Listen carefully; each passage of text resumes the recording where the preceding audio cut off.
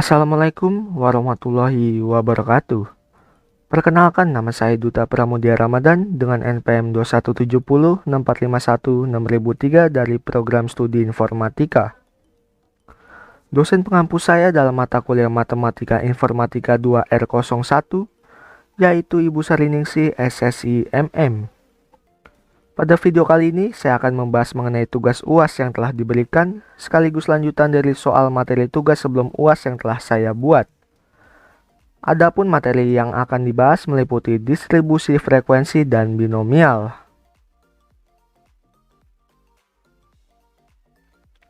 Sebelum masuk ke contoh soal dari distribusi frekuensi, alangkah baiknya kita mengetahui terlebih dahulu apa pengertian dari distribusi frekuensi itu sendiri.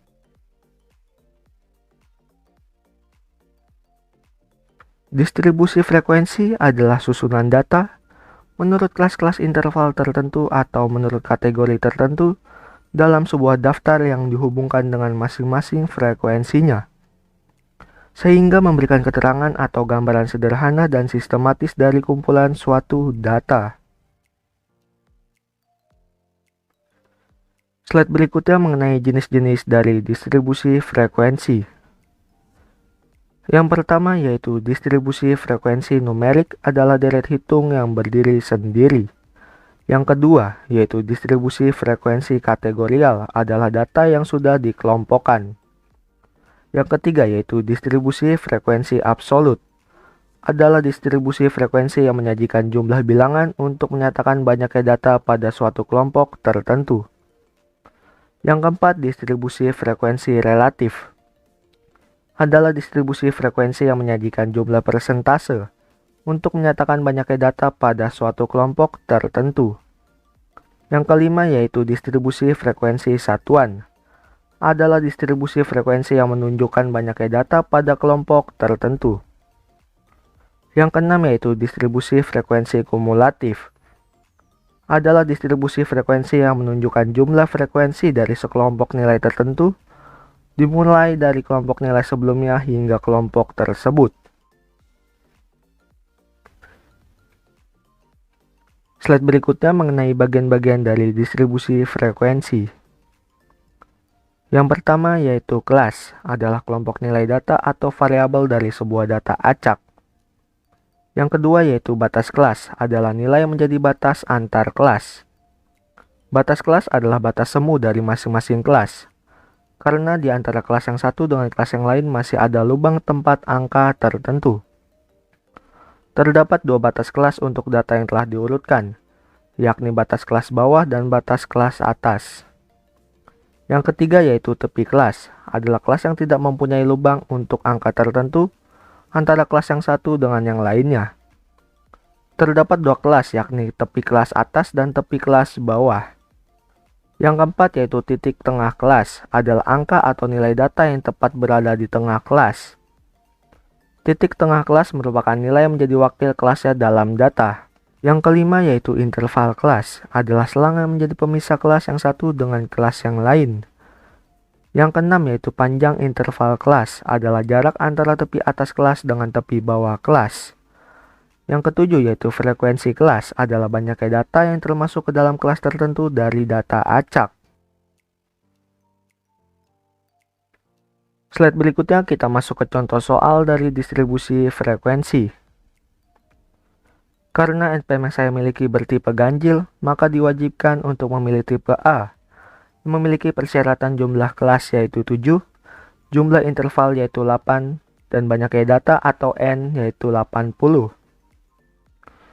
Lalu kita tentukan A. Tabel distribusi frekuensi, B. Tabel distribusi kumulatif, C. Gambar grafik, D. Metode rata-rata menggunakan metode biasa dan metode singkat, E. Modus, F. Median, Q1 dan Q3, G. Desil dan persentil untuk data yang dicari bebas, H. S dan variansi, I. CV dan Z. Slide berikutnya yaitu pengertian tabel distribusi frekuensi. Tabel distribusi frekuensi adalah tabel yang berisi pengelompokan data dalam beberapa kelas, sehingga ciri-ciri penting data tersebut dapat segera terlihat. Tabulasi data ke dalam tabel frekuensi dilakukan sebelum analisis data. Tabel frekuensi untuk semua variabel disusun secara terpisah. Tabel ini dimaksudkan untuk digunakan sebagai dasar analisis, baik oleh peneliti sendiri maupun pihak lain yang ingin memanfaatkan data penelitian. Penyusunan tabel frekuensi berguna untuk mengelompokkan data bagi penyusunan tabel silang. Slide berikutnya mengenai tahapan mengolah data. Tahapan dalam mengolah data mentah ke dalam tabel frekuensi sebagai berikut. Pertama yaitu pengumpulan data untuk diolah terlebih dahulu. Kedua yaitu urutkan data. Biasanya diurutkan dari nilai terkecil hingga terbesar.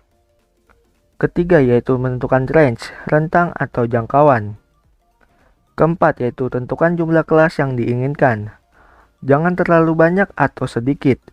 Berkisar antara 5 dan 20, tergantung pada jumlah dan sebaran datanya. Kelima yaitu tentukan panjang atau lebar kelas interval. Keenam yaitu tentukan nilai ujung bawah dari kelas interval pertama.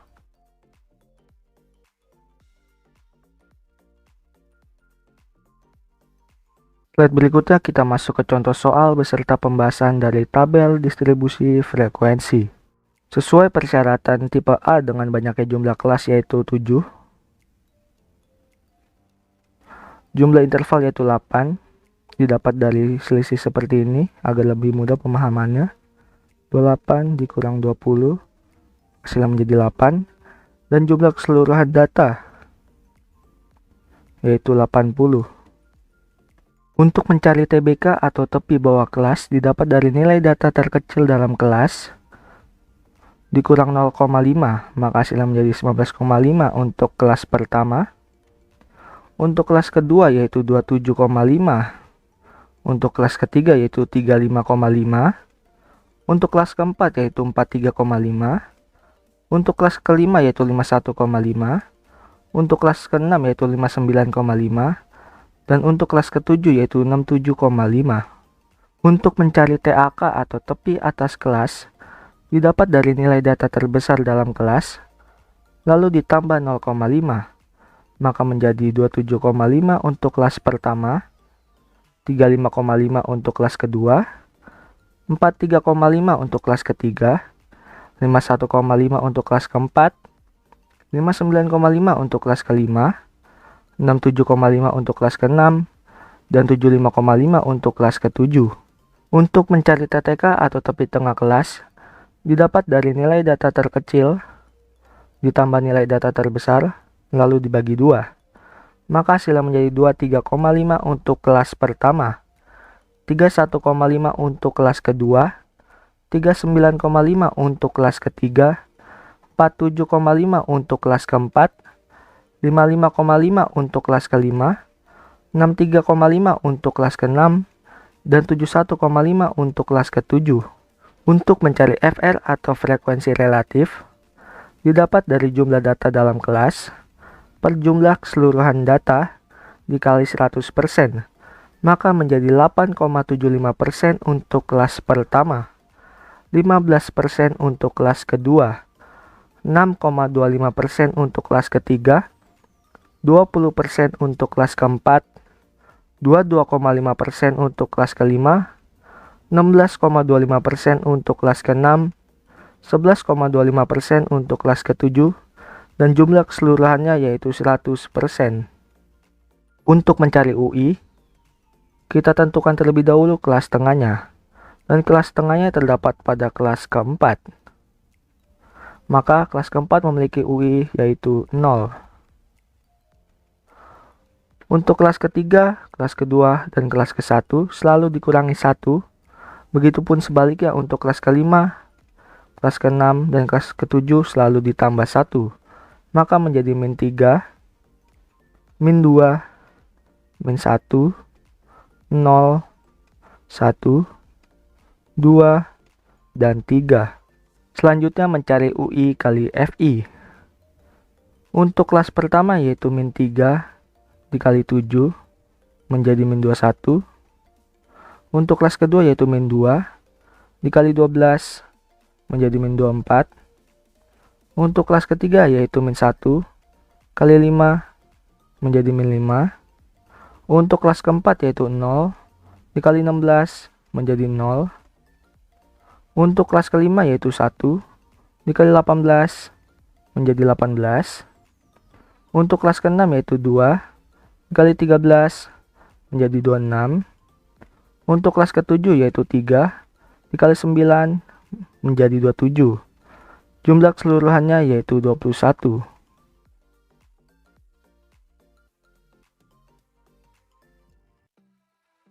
Slide berikutnya kita masuk ke contoh soal beserta pembahasan dari tabel distribusi frekuensi kumulatif. Untuk kolom kelas, data, titik tengah kelas, jumlah, UI, dan UI kali FI masih sama seperti tabel sebelumnya. Yang membedakan hanya terdapat pada XI kali FI dan penambahan tulisan sigma saja. Selanjutnya mencari XI kali FI. Untuk kelas pertama yaitu 23,5 kali 7 menjadi 164,5. Untuk kelas kedua yaitu 31,5 kali 12 menjadi 378. Untuk kelas ketiga yaitu 39,5 dikali 5 menjadi 197,5. Untuk kelas keempat yaitu 47,5 dikali 16 menjadi 760. Untuk kelas kelima yaitu 55,5 dikali 18 menjadi 999. Untuk kelas ke-6 yaitu 63,5 dikali 13 menjadi 825,5. Untuk kelas ke-7 yaitu 71,5 dikali 9 menjadi 643,5. Maka sigma XI kali FI menjadi 3968.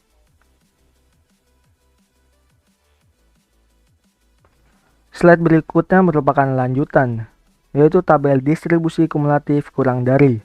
Adalah jenis frekuensi kumulatif yang dihitung dengan menjumlahkan frekuensi kelas pertama dengan frekuensi kelas selanjutnya hingga kelas terakhir. Untuk frekuensi kumulatif kelas kurang dari 19,5 yaitu 0. Untuk frekuensi kumulatif kelas kurang dari 27,5 yaitu 0. Didapat dari frekuensi kumulatif kelas sebelumnya ditambah 7 didapat dari frekuensi kumulatif kelas yang akan dicari, maka menjadi 7. Begitupun seterusnya, yaitu 7 ditambah 12 menjadi 19, 19 tambah 5 menjadi 24, 24 tambah 16 menjadi 40, 40 tambah 18 menjadi 58, 58 tambah 13 menjadi 71, 71 tambah 9 menjadi 80.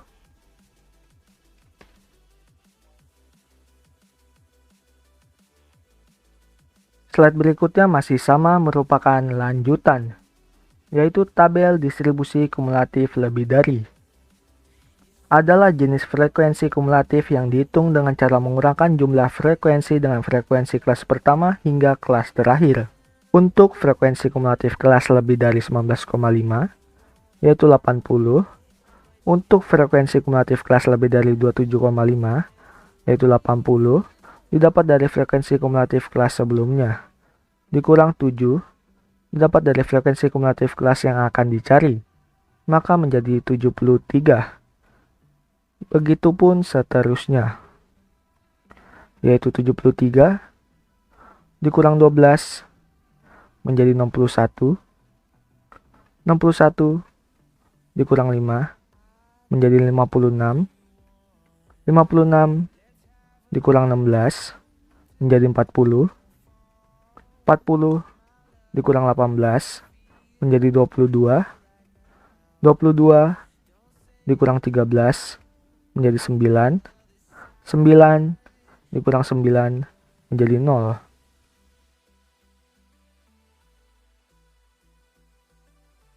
Slide berikutnya merupakan contoh soal beserta pembahasan dari grafik. Terdapat dua grafik yang saya masukkan ke dalam PPT ini, yaitu histogram dan lingkaran. Pembahasan grafik yang pertama yaitu histogram. Untuk kelas pertama, memiliki jumlah data sebanyak 7. Untuk kelas kedua, memiliki jumlah data sebanyak 12. Untuk kelas ketiga, memiliki jumlah data sebanyak 5. Untuk kelas keempat, memiliki jumlah data sebanyak 16. Untuk kelas kelima, memiliki jumlah data sebanyak 18. Untuk kelas keenam, memiliki jumlah data sebanyak 13. Dan untuk kelas ketujuh, memiliki jumlah data sebanyak 9. Pembahasan grafik yang kedua yaitu grafik lingkaran. Persentase yang terdapat di dalam grafik lingkaran merupakan frekuensi relatif yang telah dihitung sebelumnya. Untuk kelas pertama, memiliki persentase 8,75%. Untuk kelas kedua, memiliki persentase 15%. Untuk kelas ketiga, memiliki persentase 6,25%. Untuk kelas keempat, memiliki persentase 20%. Untuk kelas kelima, memiliki persentase 22,50%. Untuk kelas keenam, memiliki persentase 16,25%. Dan untuk kelas ketujuh, memiliki persentase 11,25%. Jika ditotalkan maka menjadi 100%.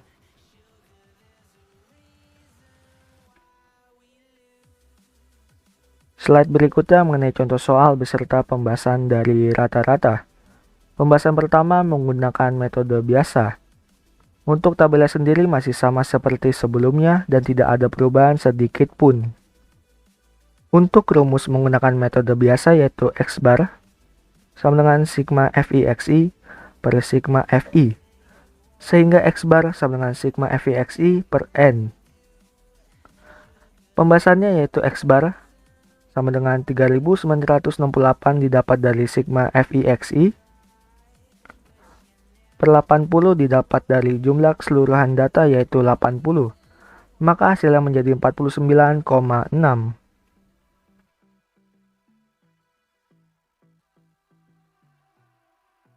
Pembahasan lanjutannya yaitu rata-rata menggunakan metode singkat.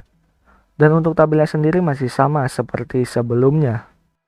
Untuk rumus menggunakan metode singkat yaitu X bar sama dengan X0 ditambah interval dikali sigma UIFI per N. Pembahasannya yaitu X bar sama dengan 47,5 didapat dari sini. Ditambah 8 dikali 21 didapat dari sini. Per 80 didapat dari sini. Sama dengan 47,5 ditambah 2,1, maka hasilnya menjadi 49,6.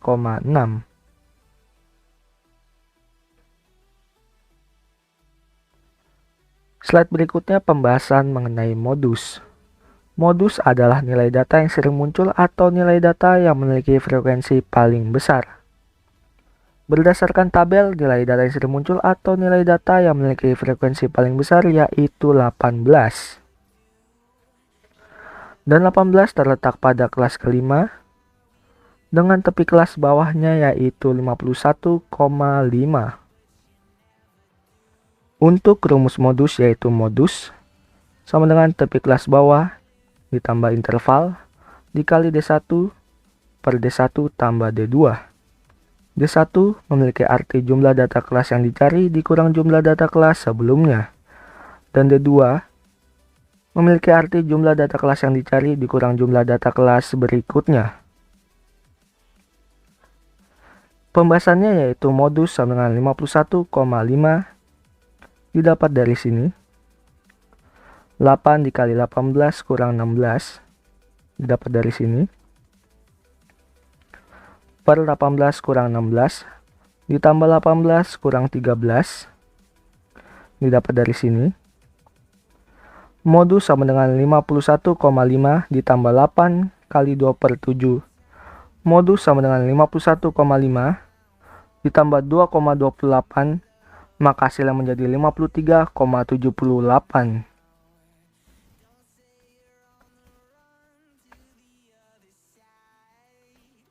Slide berikutnya pembahasan mengenai median, Q1 dan Q3.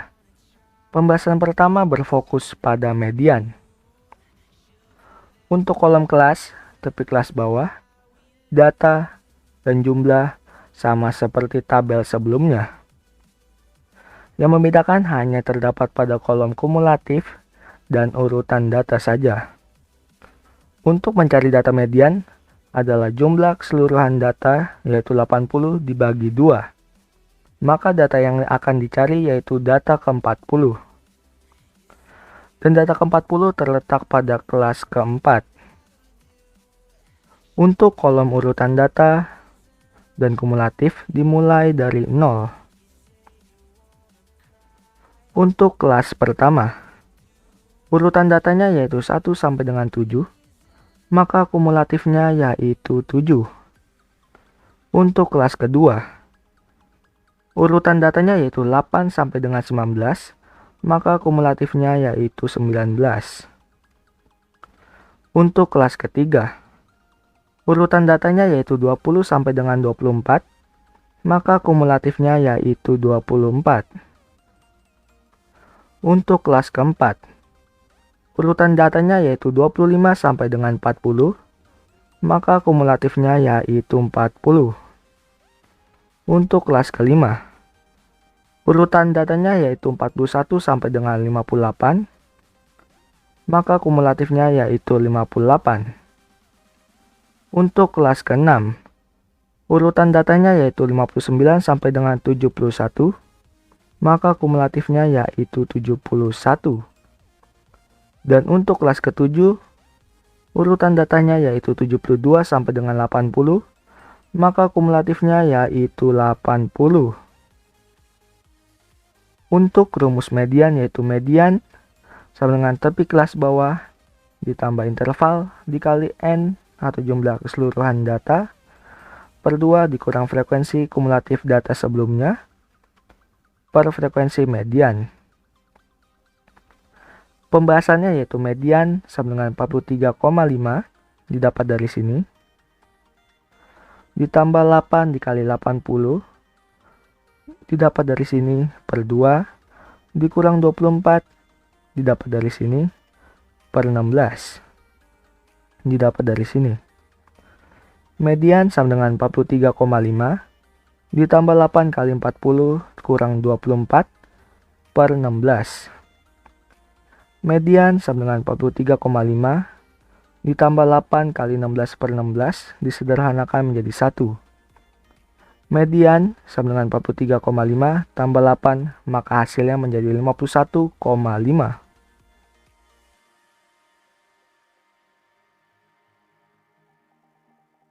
Pembahasan yang kedua yaitu Q1. Untuk tabelnya sendiri masih sama seperti sebelumnya. Yang membedakan hanya terletak pada pencarian datanya saja. Untuk mencari data Q1, menggunakan cara 1/4 dikali jumlah keseluruhan data yaitu 80, maka data yang dicari yaitu data ke-20. Dan data ke-20 terletak pada kelas ketiga. Untuk rumus Q1 yaitu Q1 sama dengan tepi kelas bawah ditambah interval dikali jumlah keseluruhan data per 4 dikurang frekuensi kumulatif data sebelumnya per frekuensi Q1. Pembahasannya yaitu Q1 sama dengan 35,5 didapat dari sini. Ditambah 8 kali 80 didapat dari sini. Per 4 dikurang 19 didapat dari sini. Per 5 didapat dari sini. Q1 sama dengan 35,5 ditambah 8 kali 20 kurang 19 per 5. Q1 sama dengan 35,5 ditambah 8 kali 1 per 5. Q1 sama dengan 35,5 ditambah 1,6, maka hasilnya menjadi 37,1.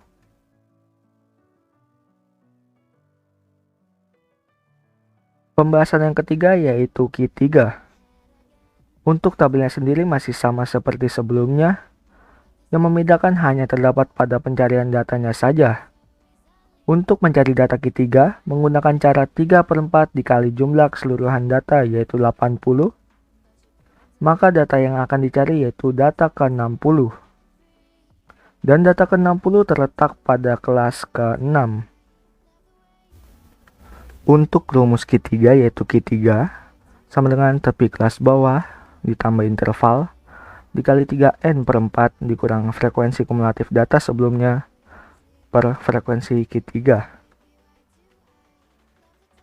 Pembahasannya yaitu Ki 3 sama dengan 59,5 didapat dari sini ditambah 8 dikali 240 didapat dari 3 kali 80 menjadi 240/4 dikurang 58 didapat dari sini per 13 didapat dari sini. Ki 3 sama dengan 59,5 ditambah 8 dikali 60 kurang 58 per 13. Ki 3 sama dengan 59,5 ditambah 8 kali 2 per 13. Ki 3 sama dengan 59,5 ditambah 1,23, maka hasilnya menjadi 60,73.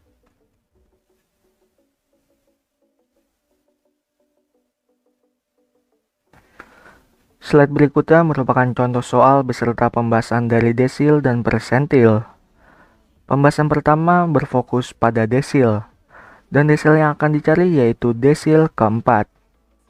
Untuk mencari data desil menggunakan cara yaitu desil yang akan dicari berarti 4/10 menurut ketentuan dari desil, dikali jumlah keseluruhan data yaitu 80.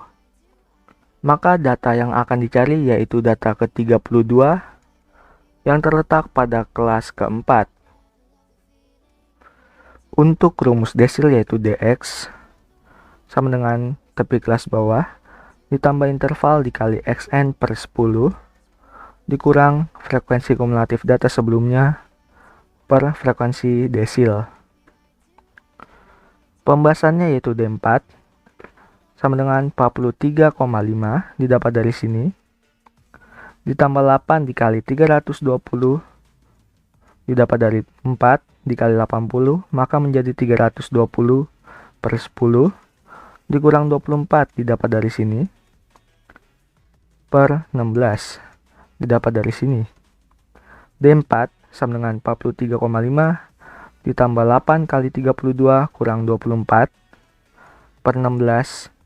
D4 sama dengan 43,5 ditambah 8 dikali 8 per 16, maka disederhanakan menjadi 1/2.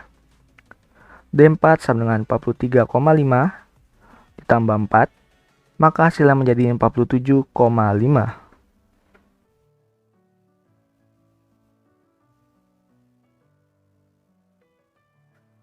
Pembahasan yang kedua yaitu persentil. Dan persentil yang akan dicari yaitu persentil ke-20 atau P20. Untuk mencari data persentil, maka menggunakan cara yaitu data persentil yang akan dicari berarti 20/100 menurut ketentuan dari persentil dikali jumlah keseluruhan data yaitu 80. Maka data yang akan dicari yaitu data ke-16 yang terletak pada kelas kedua. Untuk rumus persentil yaitu Px sama dengan tepi kelas bawah ditambah interval dikali xn/100 dikurang frekuensi kumulatif data sebelumnya per frekuensi persentil. Pembahasannya yaitu P20 sama dengan 27,5 didapat dari sini ditambah 8 dikali 1600 didapat dari 20 dikali 80, maka menjadi 1600/100 dikurang 7 didapat dari sini per 12 didapat dari sini. P20 sama dengan 27,5 ditambah 8 dikali 16 dikurang 7 per 12. P20 sama dengan 27,5 ditambah 8 dikali 9 per 12. Jika disederhanakan menjadi 3/4. P20 sama dengan 27,5 ditambah 6, maka hasilnya menjadi 33,5.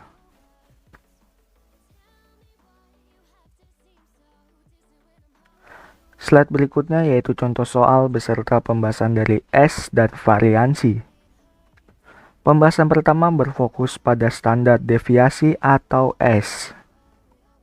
Untuk kolom kelas, tapi kelas bawah, data, jumlah, UI, dan UI kali FI masih sama seperti sebelumnya.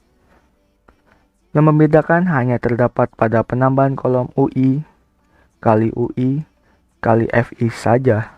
Kelas pertama yaitu min 21 dikali min 3 menjadi 63. Untuk kelas kedua yaitu min 24 dikali min 2 menjadi 48. Untuk kelas ketiga yaitu min 5 dikali min 1 menjadi 5. Untuk kelas keempat yaitu 0 dikali 0 menjadi 0. Untuk kelas kelima yaitu 18 dikali 1 menjadi 18. Untuk kelas keenam yaitu 26 dikali 2 menjadi 52. Untuk kelas ketujuh yaitu 27 dikali 3 menjadi 81. Jumlah keseluruhannya yaitu 267. Untuk rumus standar deviasi yaitu S sama dengan interval dikali akar sigma UI kuadrat FI per N dikurang sigma UI FI per N kuadrat.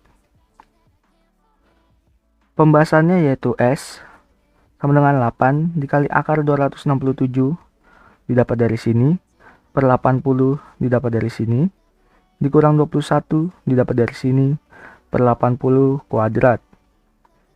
S sama dengan 8 dikali akar 3,3375 dikurang 0,2625 kuadrat. S sama dengan 8 dikali akar 3,3375 dikurang 0,06890625. S sama dengan 8 dikali akar 3,26859375.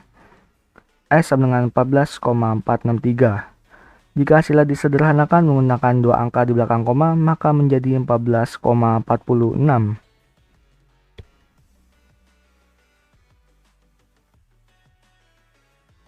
Pembahasan yang kedua yaitu variansi.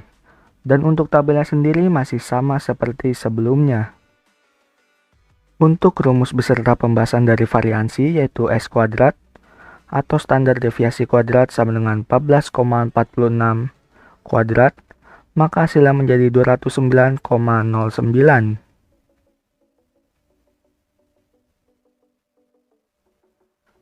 Slide berikutnya yaitu contoh soal beserta pembahasan dari CV dan Z atau koefisien variasi dan standar skor. Untuk tabelnya sendiri masih sama seperti sebelumnya dan tidak ada perubahan sedikit pun.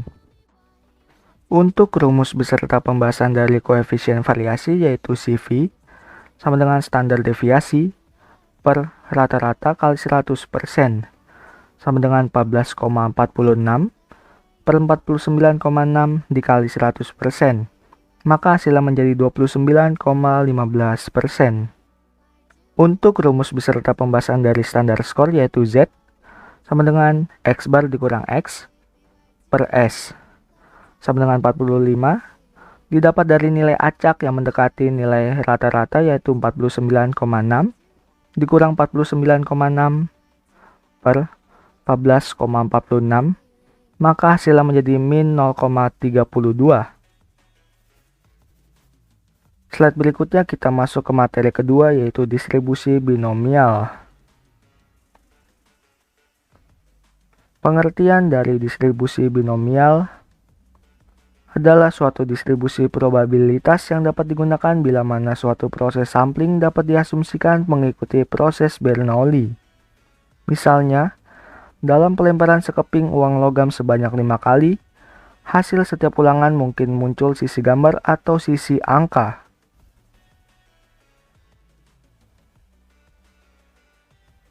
Slide berikutnya kita masuk ke contoh soal dari distribusi binomial.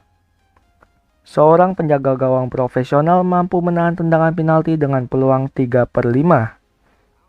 Dalam sebuah kesempatan dilakukan 5 kali tendangan.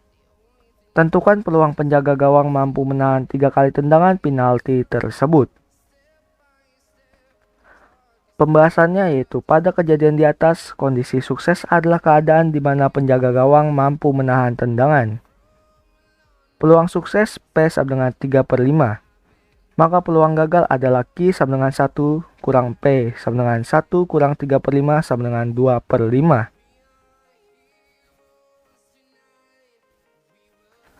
Pembahasan lanjutannya yaitu peluang penjaga gawang mampu menahan 3 kali tendangan diasumsikan sebagai X sama dengan 3. Dari 5 kali tendangan diasumsikan sebagai N sama dengan 5 adalah P sama dengan C 53 dikali 3/5 pangkat 3 dikali 2/5 pangkat 5 dikurang 3. P sama dengan 5 faktorial per 2 faktorial 3 faktorial dikali 3/5 pangkat 3 dikali 2/5 pangkat 2. P sama dengan 10 dikali 27 per 125 dikali 4 per 25. P sama dengan 216 per 625. Jadi peluang penjaga gawang mampu menahan 3 kali tendangan. Penalti adalah 216 per 625. Sekian pembahasan UAS berupa materi distribusi frekuensi dan binomial dari saya. Kurang lebihnya mohon maaf. Wabillahi taufiq wal hidayah. Wassalamualaikum warahmatullahi wabarakatuh.